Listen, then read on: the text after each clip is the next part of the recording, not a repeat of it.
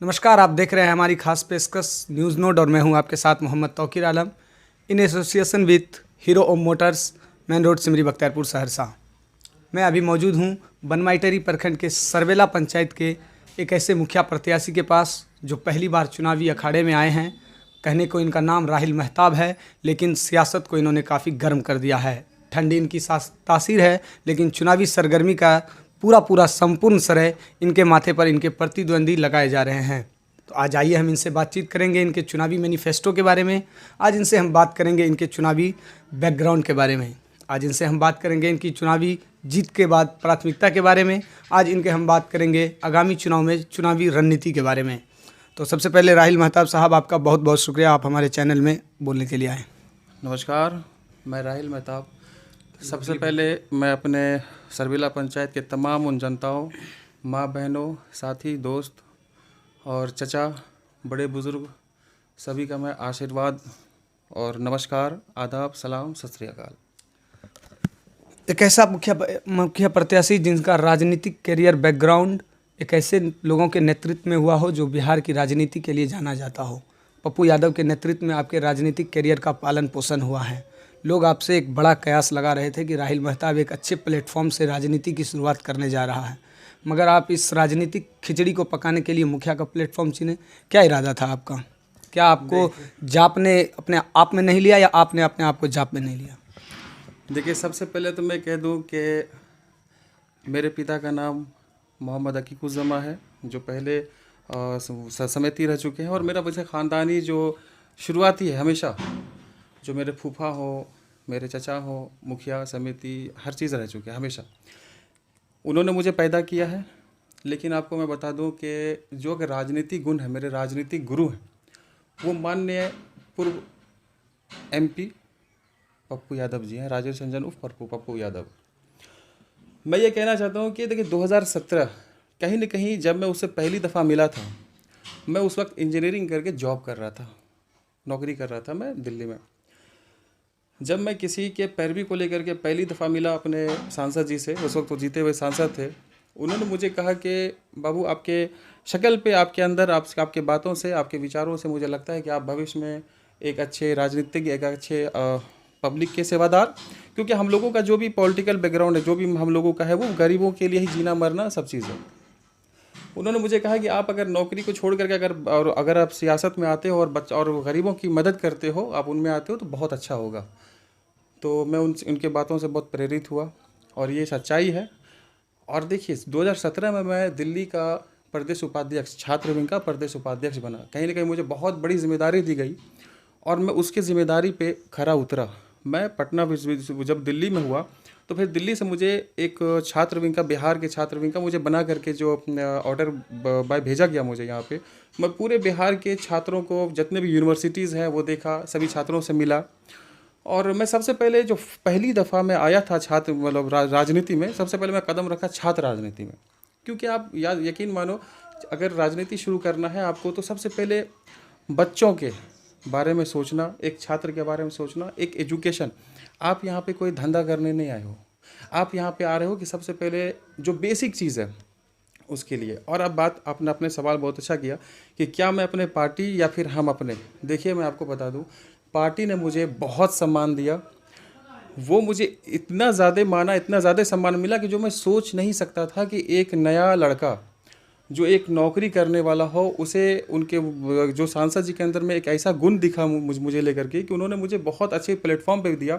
पूरे बिहार मुझे बिहार में एक आदमी से लेकर के यहाँ तक कि आप भी अगर जानते होंगे, तो कहीं ना कहीं उन्हीं की वजह से मैं घूमा, पूरी राजनीति को लेकर के बहुत करीबी से जाना, परखा।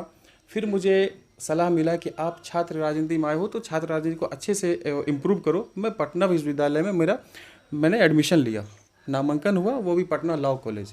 मैं अगर वो वैसी बात करूँ तो मैं एक लॉयर भी हूँ। भले डिग्री नहीं मिला है अभी फाइनल ईयर में, क्योंकि 2020 में कोरोना को लेकर कुछ हुआ नहीं था, एग्ज़ाम वगैरह। एक लॉयर भी हूँ। मैं आपको बता दूँ कि 2018 में पटना विश्वविद्यालय से मैंने पटना लॉ कॉलेज से इलेक्शन भी लड़ा और दुर्भाग्यपूर्ण मैं 3 वोटों से हारा। आप चेक कर सकते हो। और हंसिका दयाल जो मेरी प्रतिद्वंदी थी, जो मुझे हराया, हंसिका दयाल एक मेरी साथी है। वहाँ से जब सफ़र मेरी शुरुआत हुई तो फिर एमपी साहब का इलेक्शन आया 2019 में लोकसभा का। मुझे जो है एक अपने एरिया में मुझे बनाया गया अच्छे से। जो ये सोनवर्षा विधानसभा है, ये पूरा मुझे डील करने के लिए मिला। लेकिन दुर्भाग्यवन आदमी जो हमारी पब्लिक है वो सेवादार को समझ नहीं सकी। हम लोग मेहनत काफ़ी किए, एक एक डोर टू डोर, एक एक घर टू घर, एक एक आदमी से पर्सनल हर किसी से मैं मिला। जाना एक बेसिक चीज़ से लेकर के एक हाई तक, आदमियों को बड़े चीज़ों की ज़रूरत नहीं है। मैं आऊँगा उन चीज़ों पे आऊँगा। आपने बड़ा लंबा वैचारिक बहस कर दिया। मैं भी थोड़ा सा डेटा खंगाला हूँ। आप जिस तरह से बोल रहे थे कि मेरे पिताजी समिति के उम्मीदवार रहे हैं, मेरा ख़ानदान जो है मतलब अच्छा राजनीतिक करता है। आप एजुकेशन को लेकर के पहला जिक्र कर रहे थे, लेकिन एजुकेशन को लेकर के मेरे पास जो डेटा है वो है कि लोग आते हैं इस शिक्षा का विस्तार करने के लिए। आप पे आरोप है कि आपने स्कूल की बाउंड्री को शॉर्ट कर दी, एक चीज़। दूसरी, एक मिनट आरोप लगा। दूसरी चीज़ ये है, लोग आते हैं सत्ता में कि रोड, सड़क, नाली, पुल बनाने के लिए। आप पे ये इल्ज़ाम है कि आपने ईदगाह के रोड को गली बना दिया। ज़रा इनको क्लेरिफाई करें शॉर्ट में, फिर मैं आपके पॉलिटिकल बैकग्राउंड पे आता हूँ। चलिए, बहुत अच्छी बात आपने किया। अच्छी बात है कि जो चीज़ ये 2 आदमी 5 आदमी के बीच में हुआ करता था, ये आज पॉलिटिकल हो। एक आपके प्लेटफॉर्म से बहुत खुशी की बात है कि मैं आपके प्लेटफॉर्म से एक जनता, जो पूरी जनता है, उनको पता चले कि सच्चाई क्या है। इस तरीके का आरोप लगाना बेबुनियाद है, और अगर आरोप लगा भी है तो इसका मैं खंडन करता हूँ। जो आप जाओगे, एक देखोगे सरकारी स्कूल है। ये आरोप नहीं, ये डेटा है। डेटा को आप खंडन कर रहे हैं। डेटा है तो कहीं ना कहीं आपके पास आया है और मुझे आरोप ही लगा है, तभी आप मुझसे सवाल कर रहे हो। मैं बता दूं कि मिडिल स्कूल है और उसके बगल में एक पर्सनल एक आदमी का घर है। और मैं बता दूं कि वहाँ पे एक गांव के माननीय जो आदमी है खड़े, वहाँ रहते हुए उनका मानना था कि उनके पिताश्री या उनके दादाश्री वहाँ पे ज़मीन दिया। मैं आपको क्लियर कर देना चाहता हूँ, थोड़ा सा वक्त लगेगा, जब आप इस प्लेटफॉर्म पे आए हो तो वो ज़मीन दिए। लेकिन सच्चाई है कि आपको मानना पड़ेगा कि जब सरकारी चीज़ जो हो, अगर आज जब तक आपके हाथ में है, इसको कहना है कि आप जब तक उस पर कब्जा जमाए हुए हो तब तक वो आपका है, और जब तक आप अपोजिशन वाला कुछ नहीं कह रहा हो तो। लेकिन अगर मान लो कि कोई दूसरा प्रिंसिपल आता है और अगर वो कहता है कि नहीं, मेरी ज़मीन, सरकारी ज़मीन आगे तक है, मुझे वहाँ तक बाउंड्री घेरना है, और अगर आप अपने ईदगाह की बाउंड्री कर लेते हो तो कहीं ना कहीं आपको सरकार के ज़रिए, आज देख रहे हो कि रोड बनने के चक्कर में बिल्डिंग तोड़ी जा रही है, तो स्कूल को बनाने के लिए आपको सरकारी ज़मीन वापस करनी पड़ेगी, चाहे आप कुछ भी कर लो।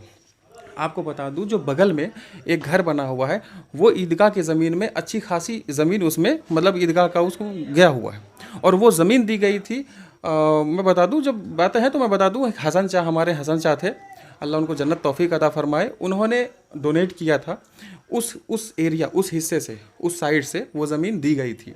लेकिन बता दूं, उसी साइड से उन्हीं के परिवार वालों ने वो घर बनाया, और उसी ज़मीन पे, ईदगाह के ज़मीन पे घर बनाया।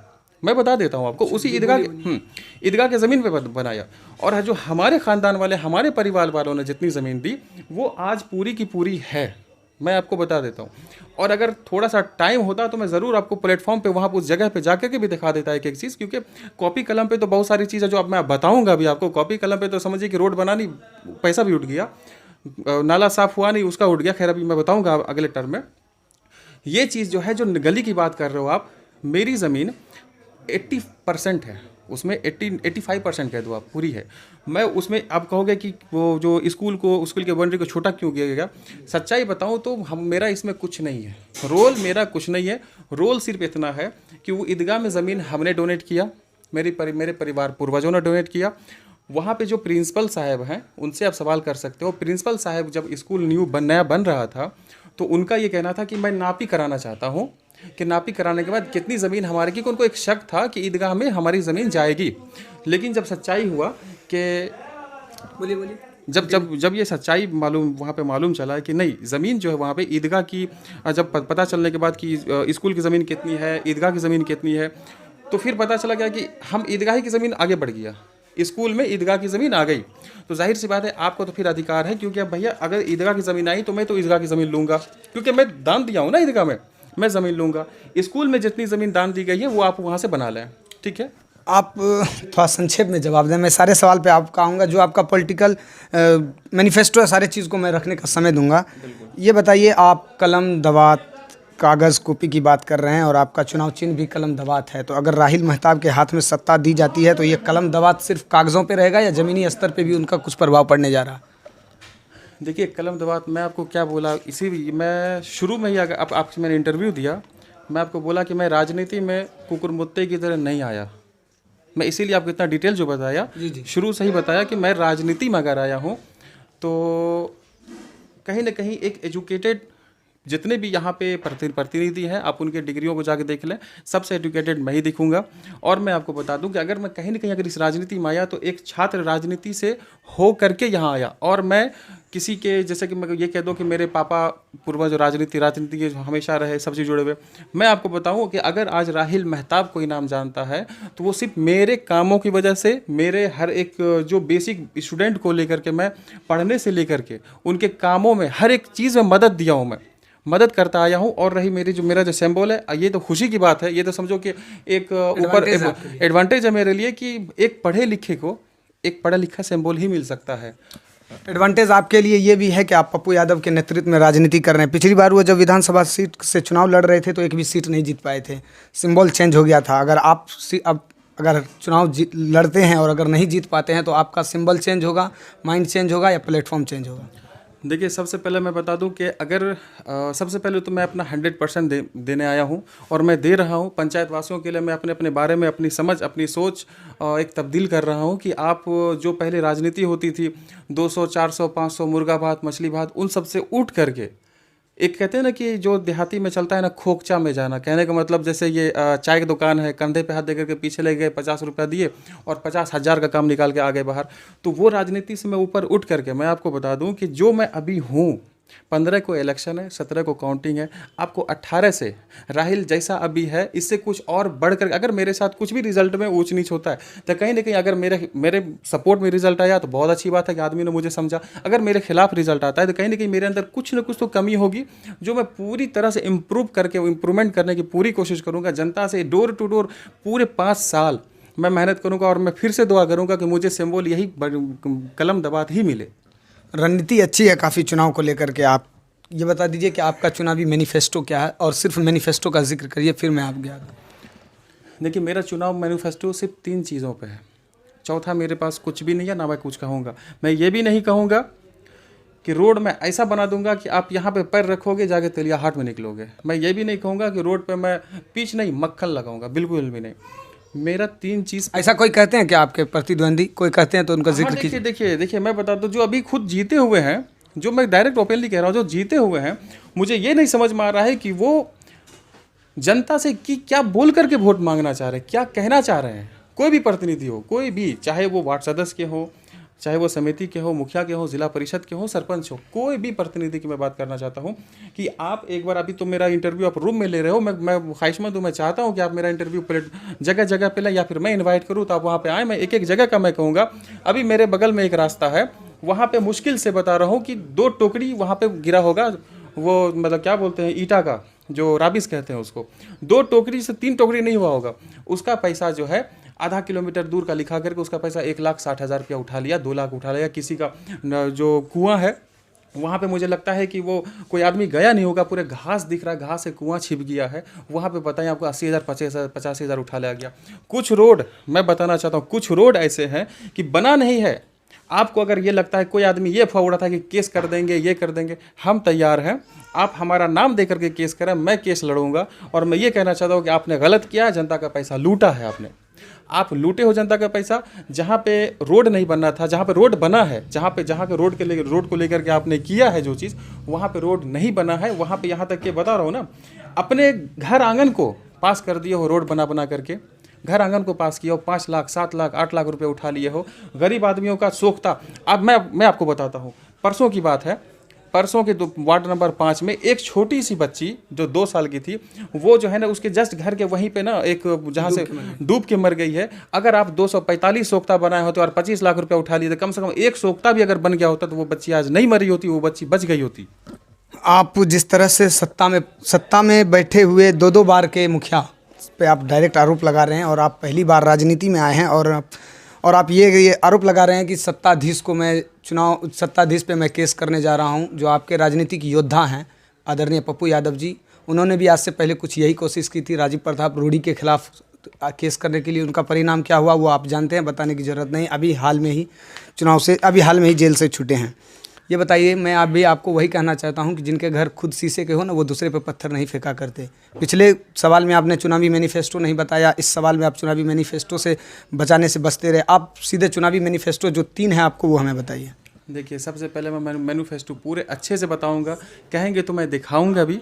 मैं बता रहा हूँ आपको, मेरी किताबें छप रही हैं। खैर, मुझे पहले एक चीज़ मुझे एक सवाल करने दें।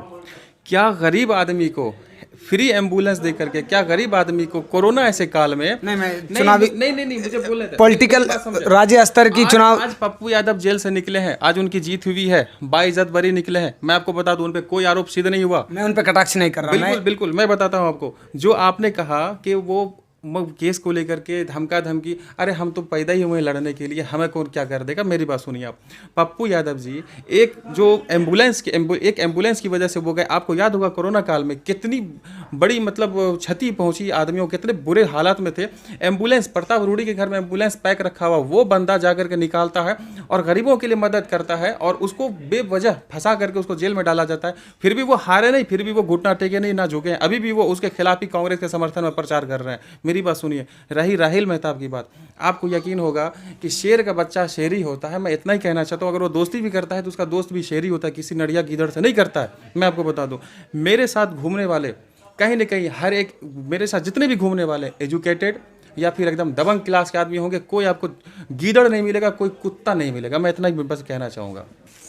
एक बार फिर आप चुनावी मैनिफेस्टो को बताने में परहेज़ क्या। खैर, वैचारिक बहस लंबी हो चुकी है, राजनीतिक टिप्पणियां आपने काफ़ी की। मैं फिर से कहना चाहता हूं, जिनके घर शीशे के वो दूसरे पर पत्थर नहीं फेंका करते। आज के इंटरव्यू का आखिरी सवाल, अगर राहिल मेहताब के हाथ में सत्ता दी जाती है तो उनकी प्राथमिकता क्या होने जा रही है? चलिए, देखिए, माफ़ी चाहता हूँ, मैंने मैनिफेस्टो नहीं बताया। मैं मैनिफेस्टो, मुझे 2 मिनट टाइम दीजिए, मैं बताता हूँ। मेरा मैनिफेस्टो सिर्फ 3 चीज़ है। नंबर 1 एजुकेशन, नंबर 2 स्वास्थ्य, नंबर 3 पे है डेवलपमेंट। आप कहेंगे कि डेवलपमेंट नंबर 1 पर क्यों नहीं रहा।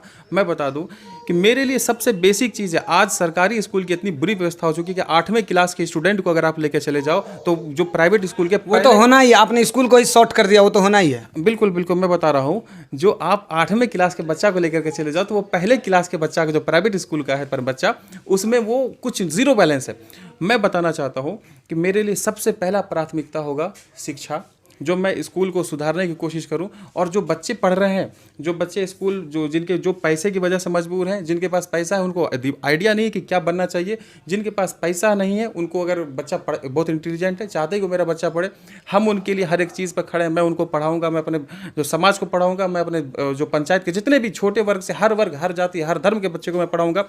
एक पैसा की वजह से वो अगर अनशिक्षा रहे, वो शिक्षा ना ले पाए, वो मतलब रोड पर रहे, मैं ये नहीं चाहूँगा। सबसे मेरी पहली प्राथमिकता है बच्चा। और नंबर 2 पे है स्वास्थ्य। आपको मैं बता दूं कि अगर आप जमा पूंजी कुछ भी दिन में 300 की दिहाड़ी कमाते हो, कुछ भी करते हो, अगर जमा पूंजी जितनी जल्दी खत्म, कहते हैं कि घर में आग लग जाना, उसमें भी कुछ ना कुछ पैसा बच जाता है, खींच लेता है आदमी, तो गड्डी में से कुछ ना कुछ तो जलता है, बाकी बच जाता है। मैं बता दूं कि स्वास्थ्य में अगर आप किसी प्राइवेट हॉस्पिटल में जाते हो तो इतनी तेज़ी से आपकी जमा पूंजी खत्म हो जाती है कि आप ज़मीन पर आके ठहरते हो। मैं पैसे की वजह से अपने पंचायत में किसी भी आदमी को मरते हुए नहीं देखना चाहूँगा, और ना किसी भी इंसान को, या किसी भी जाति धर्म को, कोई भी धर्म हो, मेरे बराबरी के हो, नीचे ऊंच नीच जो भी हो, मैं सबको पैसे की वजह से मरने नहीं दूंगा, पैसे की वजह से उसकी हालत ख़राब होने नहीं दूंगा। मैं उनका जिम्मा लेता हूँ, मैं उनको फ्री इलाज कराऊंगा, मैं उन्हें फ्री एम्बुलेंस भेजूँगा। मेरे पंचायत में मेरी तरफ से सेवा है। कोई भी अगर यहाँ पर बीमार पड़ता है या फिर किसी भी डिलीवरी वाला केस है, कुछ भी हो, मैं अपने पंचायत को सहरसा तक का फ्री एम्बुलेंस सेवा देता हूँ और हमेशा देता रहूँगा। और रहा डेवलपमेंट, नंबर 3 पे डेवलपमेंट है।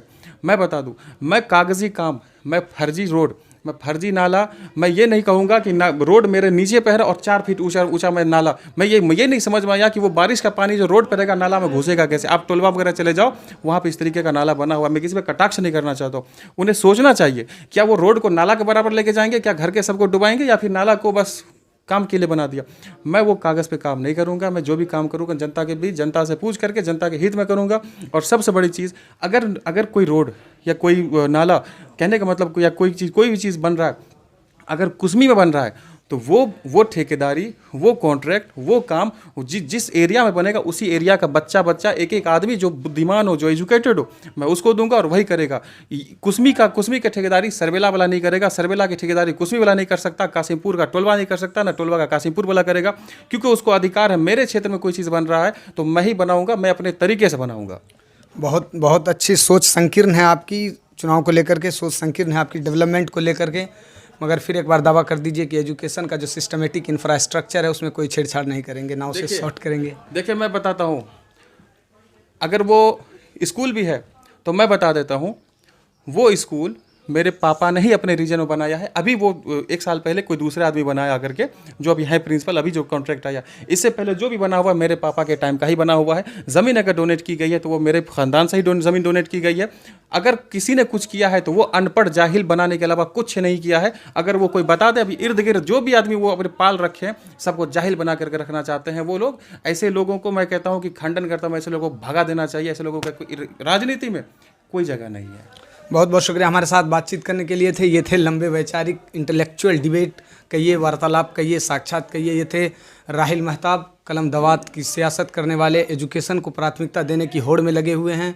आपने देखा किस तरह से विरोधियों पर, आपने देखा किस तरह से प्रतिद्वंदियों पर निशाना साधा, बेबाक बेलाग, और ऐसे नेतृत्वकर्ता जिनकी राजनीति भी बेबाक मानी जाती है उनका उन्होंने सम्मान किया। सम्मान के दायरे में रहते हुए उन्होंने कटाक्ष किया, ज़मीनी स्तर पर हो रहे विकास को नकारा। मगर इन्होंने ये भी कयास लगाया और ये भी उम्मीद दिलाई कि अगर उन्हें सत्ता में लाया जाता है तो इन सारे चीज़ों को ज़मीनी स्तर पर पूरे पंचायत वर्ष में देखने को मिलेगा। बहुत बहुत शुक्रिया हमारे साथ बातचीत करने के लिए। आप देख रहे थे हमारी खास पेशकश। मैं हूँ आपके साथ मोहम्मद तौकीर।